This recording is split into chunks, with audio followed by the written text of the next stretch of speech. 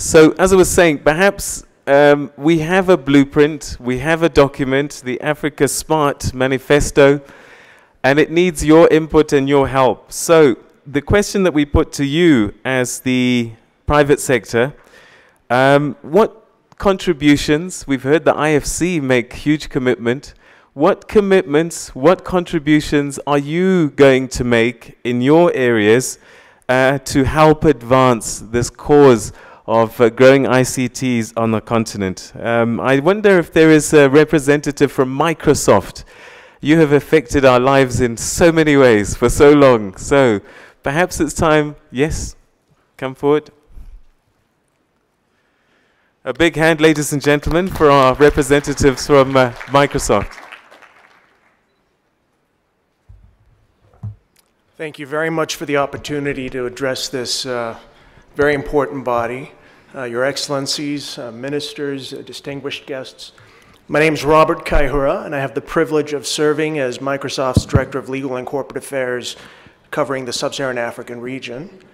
And if you'll indulge me for just 1 minute on a personal note, I think it's important for me to call out the fact that my parents were born here in Rwanda back in the 50s, or early 50s and late 40s. And I was personally born, I was born in Uganda, where I left when I was 10 years old. So I have to say, it is remarkable, it is humbling for me to, after 30 years of living in Europe and in the US, to have the chance to come back home and be a part of this incredible. One thing that most people don't appreciate about Microsoft is we are a partner-based company. And I think it's important to call that out. We have close to 600,000 partners across the world, and across Africa, it's somewhere close to 10,000. And I think when we think of the challenges that we're facing across the region, one of the challenges that we consistently hear from our partners is the challenge that His Excellency, the President of South Sudan, called out, which is skills, and capacity building. And as we think about the future, in particular in ICT, one of the investments that we've made, or commitments that we've made in the recent past, is to focus on developing skills in ICT across the region. We've committed to, within the next 3 years, upskill close to 200,000 youth, okay? 100,000 recent graduates and 100,000 in our partner ecosystem and across the region generally. So I think if there is one thing we would ask to continue to strengthen our partnerships on is with respect to investments in education, in science and technology, in engineering in particular, in math. Because if we give these young people that we all know we have in abundance across the region, the talent, they will take care of the rest. It's certainly something that's been proven out around the world, and certainly in the United States. And in particular, one of the things that we're going to take is to invest in free online education that they can access. So the conversations we're having about the importance of broadband will help accelerate that. So the first ask would be just to continue to partner very strongly on education and investment, increasing investments in that space. The second piece, which the gentleman from the IFC called out, was obviously the importance of the ease of doing business across the region. It's hard to imagine an industry anywhere in the world that has been impacted more by young people than technology. We have countless examples of young people dropping out of top colleges across the world, frankly, to start companies. And if we can create an environment where these talented young people across the region can start companies with ease and develop their ideas, and obviously have a legal framework in place to protect their intellectual property, we're confident that the rest will take care of itself. So I think those are the two thoughts that I would share in terms of areas that we're heavily invested in and opportunities that we think we can continue to partner with your governments going forward. Thank you very much. Thank you. Microsoft, thank you very much indeed for sharing your thoughts with us and your commitment to the development of our continent going forward. And I think a lot of people here are very happy to hear that you are of Rwandese heritage. And so to you I say, Murakaza neza iwacu mu Rwanda. Right, okay, so that's one organization that's, and they've told us what they hope to see and what they hope to do. Is there somebody from Facebook? You have completely invaded our lives, Facebook, I must say. Who can function without at least going onto a Facebook page at least once, Facebook and Twitter? So is there somebody from Facebook here that perhaps could just share their thoughts with us? All right, they're possibly building another platform. Sorry? Is there? Are you? No. Okay, he's just waving to me. All right. Okay, well, what about somebody from Oracle? That's another big organization. Is there? Do you know what? The microphone's going to come to you. It's going to be much easier so that you don't have to struggle. Yeah, yeah. Can you hear me? Yeah. Okay. My name is Gürhan Kalelioğlu. I'm managing Africa, Turkey, and Central Asia. I would like to thank everyone, first of all, for such a nice organization, because it's a great opportunity for everyone for sharing, learning, and also networking. I also re-emphasize what Microsoft say. For us, skill development and capacity building are the #1 priorities, especially in Africa.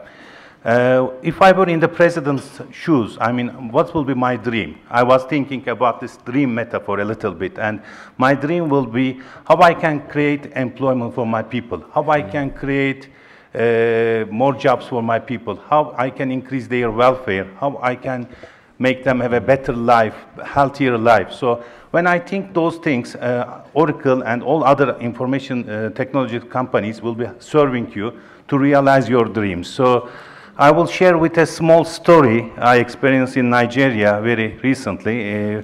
We have an office in Victoria Island in Lagos, and when we go up to elevator, when we use the elevator, there is a young fellow there who pressed the button. I mean, just his job is pressing the buttons, and that's all.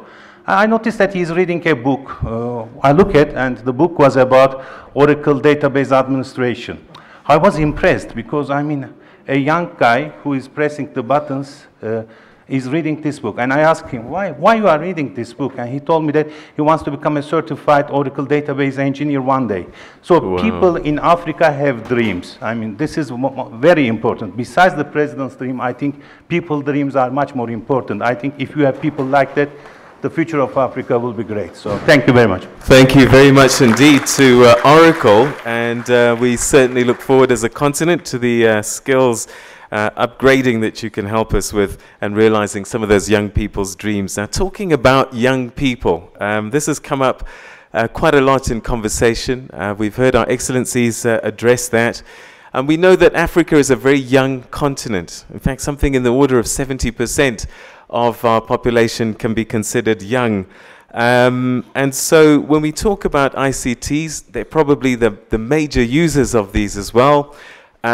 We cannot possibly have a conversation about the future without the custodians of that future having their word and their thoughts. And in fact, you may have heard earlier, there's a parallel summit that's taking place just down the road where the youth have come together to have this important discussion and share their thoughts about perhaps the future they want to create for themselves.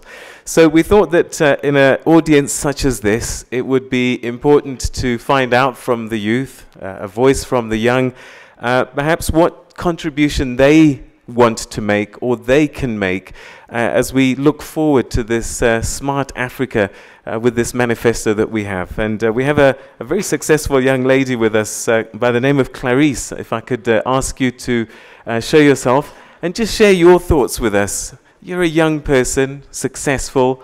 What do you think young people can do? What's your vision as a young person for the future that is about to unfold upon us? Thank you very much. Your Excellencies, it's such an honor for me to be here today.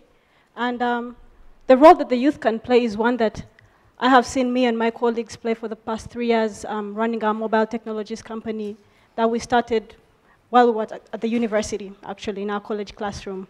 And it's one that's really simple, and we see it every day when clients walk into our office and tell us, you kids get this stuff.